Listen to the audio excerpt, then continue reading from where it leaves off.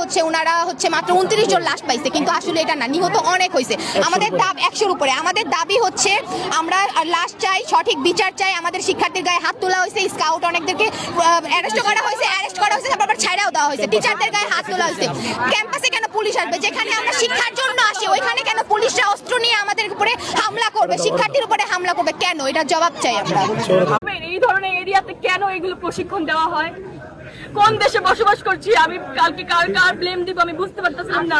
ছড়াচ্ছেন এটা 2013 সালের বিমান, আসলে সেটা এখান থেকে প্রায় সময় অনেক বিমান আসে যায়, অনেক প্রশিক্ষণ বিমান অনেক আসে যায়, কানে অনেক শব্দ হয়। তো কালকে যখন এখানে জিনিসটা আসছিল, এত জোরে সাউন্ড আপনারা জাস্ট কল্পনা করতে পারবেন না, মানুষের কানের পর্দা ফেটে যাচ্ছিল। জিনিসটা আমি জাস্ট 5 সেকেন্ডের মধ্যে দেখি এখানে এসে পড়ছে। আমি জাস্ট কল্পনা আমি জাস্ট বুঝতেছিলাম না যে আমার কলেজটা হচ্ছে কি।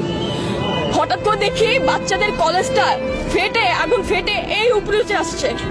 আমি বলতেছি এখানে তো অনেক বাচ্চারা আছে। আমি দৌড় দিয়ে এখানে আসতেছিলাম আর আমার মাকে বলতেছিলাম, মা বাচ্চারা মরে যাচ্ছে মা। আমি এখানে এসে দেখি কিছু কিছু বাচ্চার পাটা ছড়ায় আছে, কিছু কিছু বাচ্চা মরা দেহ ছড়ায় আছে অর্ধেক। আপনারা কি তাদের বাঁচায় আনতে পারবেন? তারা কি আর জীবনে তাদের মা বাবার কোলে আসতে পারবে? আপনারা বলেন।